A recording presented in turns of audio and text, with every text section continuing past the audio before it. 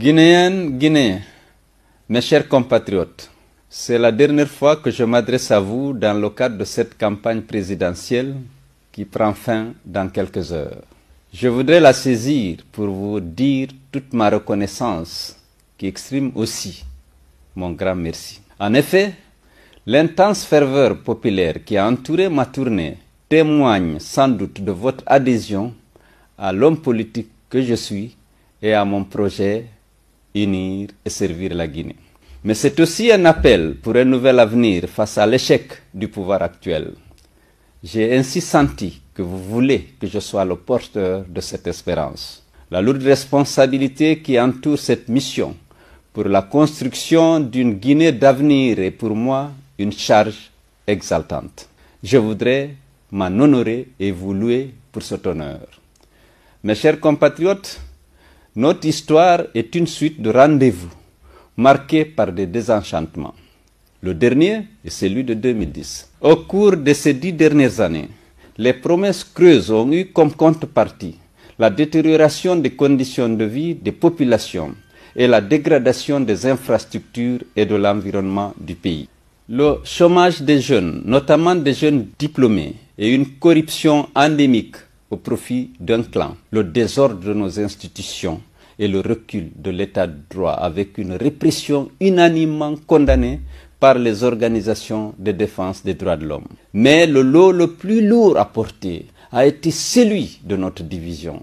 Ce pouvoir qui a été incapable de mettre en mouvement notre société pour créer de la richesse s'est évertué à nous opposer les uns aux autres, blessant ainsi notre nation. Mes chers compatriotes, je sais que vous êtes conscients de l'imposture de ce pouvoir et que vous êtes déterminés à tourner la page cauchemardesque de 10 ans de mensonges.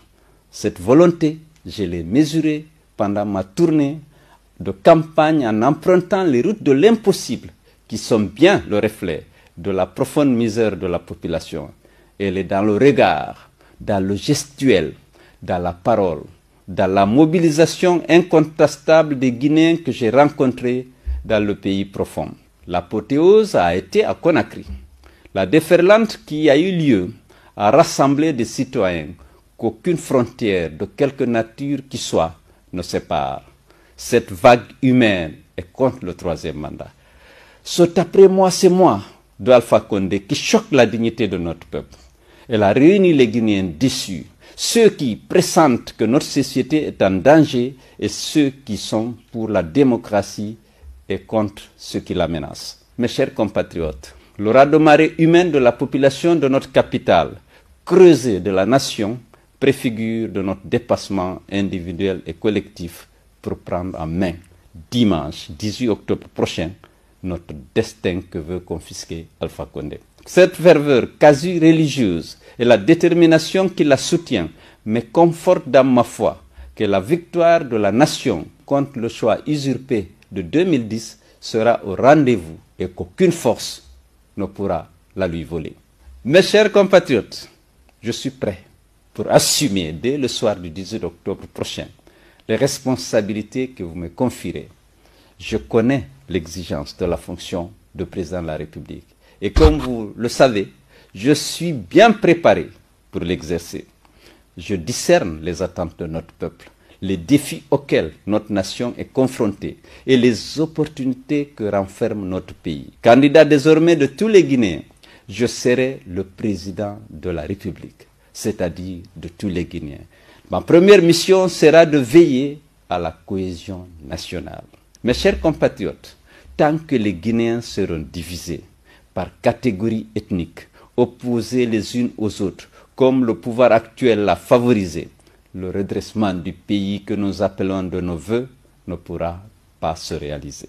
Faut-il rappeler que les pouvoirs publics, exécutifs, législatifs et judiciaires ne valent en fait et en droit que s'ils s'accordent avec l'intérêt supérieur du pays, repose sur l'adhésion confiante de la nation. C'est pourquoi la refondation de notre État sera au cœur de mes priorités. Elle appellera des réformes profondes dans la justice, les forces de défense et de sécurité et l'administration.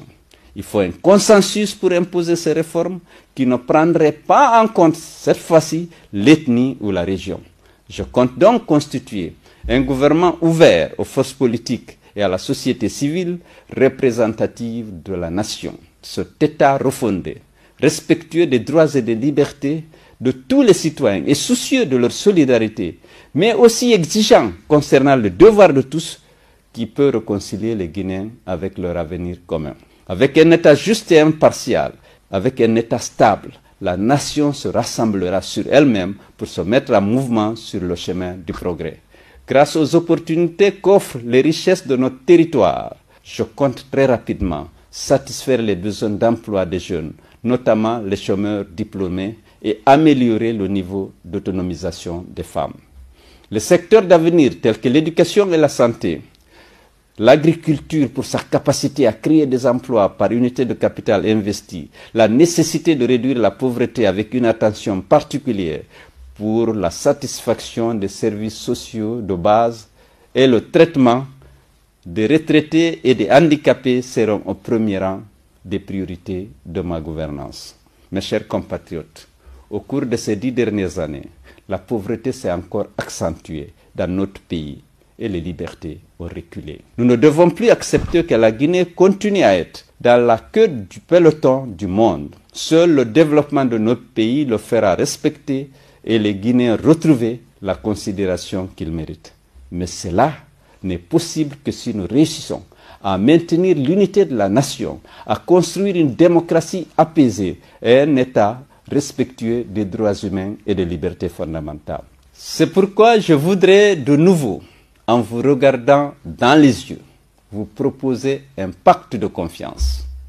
Je sollicite votre confiance pour me confier notre destin commun pour les 5 prochaines années, en votant massivement pour moi dimanche 18 octobre. En retour, je m'engage à faire démarrer l'ascenseur social pour qu'en 2025, vous puissiez constater que votre niveau de vie a augmenté et les perspectives sont favorables pour vos familles et pour notre nation. Votre État aura réussi à réconcilier les fils de la nation, à donner une image positive de notre pays et à susciter la confiance et le respect dans ces institutions. Je vous fais confiance pour obtenir votre vote.